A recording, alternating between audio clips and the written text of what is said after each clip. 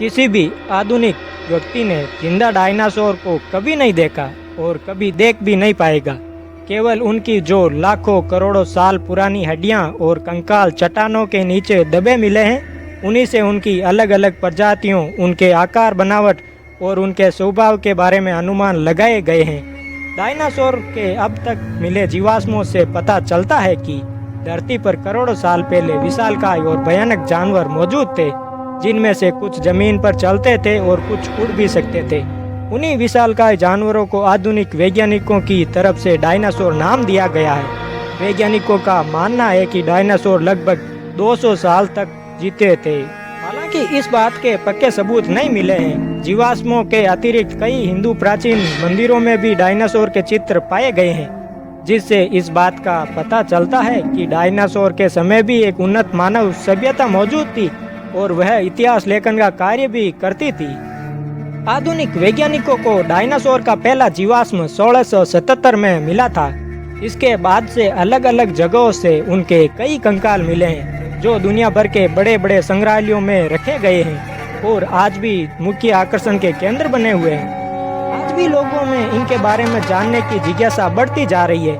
इसी का नतीजा है कि दुनिया की सबसे ज्यादा बिकने वाली किताबों में भी डायनासोर को स्थान मिला। साथ ही जुरासिक पार्क जैसी फिल्मों के जरिए भी इन्हें और लोकप्रिय बनाया गया है। वैज्ञानिकों के अनुसार डायनासोर हमारी पृथ्वी पर लगभग 16 करोड़ सालों तक रहे। हिंदी में डायनासोर शब्द का मतलब होता है भीमसराट और संस्कृत में इसे ही भयानक छिपकली कहते हैं। यूनानी भाषा में भी डायनासोर का मतलब बड़ी छिपकली होता है। इन बड़ी और भयानक छिपकलियों को डायनासोर नाम साल 1842 में एक ब्रिटिश जीवाश्म विज्ञानी रिचर्ड ओवेन ने दिया था। डायनासोर नाम इसलिए दिया गया क्योंकि इनके जितने बड़े कंकाल मिले हैं, उनसे यही पता चलता है कि ये बहुत बड़े आकार के जानवर थे। हालांकि कुछ डायनासोर की प्रजातियां इंसान के बराबर तो कुछ इंसान से छोटी भी रही होगी। डायनासोरों की कुछ प्रजातियों के 6 मीटर ऊंचे और 30 मीटर लंबे कंकाल भी मिले हैं। ऐसा भी माना जाता है कि डायनासोरों की करीब 2468 प्रजातियां मौजूद थी, जिनमें से कुछ उड़ती थी। इसी से वैज्ञानिकों का यह मानना है कि पक्षी डायनासोरों के ही वंशज है। पृथ्वी के हर महाद्वीप पर डायनासोरों के कंकाल मिले हैं। इन्हीं से डायनासोर के अब तक 500 अलग अलग वंशों और 1000 से ज्यादा प्रजातियों की पहचान की गई है। जो डायनासोर पानी के नजदीक रहते थे, उनमें से सबसे अच्छे जीवाश्म मिले हैं। जीवाश्म विज्ञानियों ने डायनासोरों के मिले अवशेषों से ही उनके बारे में काफी कुछ पता लगाने की कोशिश की है, लेकिन वे आज तक ये पता नहीं कर पाए हैं कि डायनासोरों का रंग कौन सा था। दरअसल किसी भी जीव का डीएनए केवल 20 लाख सालों तक ही जीवित रह सकता है। इसलिए डायनासोरों के जीवाश्म का डीएनए टेस्ट तो किया ही नहीं जा सकता, क्योंकि डायनासोरों का अंत लगभग 6 करोड़ साल पहले हुआ था।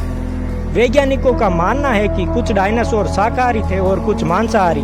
मांसाहारी डायनासोर को थेरोपोड कहा जाता था, जिसका मतलब होता है राक्षसी पंजों वाले।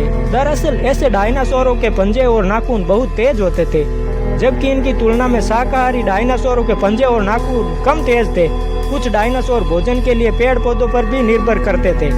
कुछ डायनासोरों के 2 पैर तो बड़ों के 2 और पैर होते थे और कुछ डायनासोरों के चारों पैर बराबर और खंभों जैसे थे। कुछ डायनासोरों के सींग भी थे। कुछ डायनासोरों की लंबी गर्दन होती थी और मोटी मूंछ भी होती थी। हम सबके सामने डायनासोरों की छवि एक भयानक और दहाड़ने वाले जानवरों के रूप में है, लेकिन वैज्ञानिकों का मानना है कि डायनासोर दहाड़ नहीं सकते थे। ये केवल मुंह बंद करके गुरगुरा सकते थे। डायनासोर भारत में भी पाए जाते थे और इसके पक्के सबूत भी मिले हैं। गुजरात की नर्मदा नदी के किनारे डायनासोर के कई अवशेष मिले हैं, जो लगभग 7 करोड़ साल पुराने हैं। डायनासोर के युग को मेसोजोइक युग कहा जाता है। लगभग 6 करोड़ साल पहले तक इस धरती से डायनासोरों का अंत हो गया था। वैज्ञानिकों का मानना है कि पृथ्वी से डायनासोर का अंत एक एस्टेरॉइड या क्षुद्र ग्रह के टकराने से हुआ था। कुछ एस्टेरॉइड का व्यास 9.6 किलोमीटर रहा होगा और जब वह पृथ्वी से टकराए तो उससे पूरी दुनिया से डायनासोर खत्म हो गए होंगे।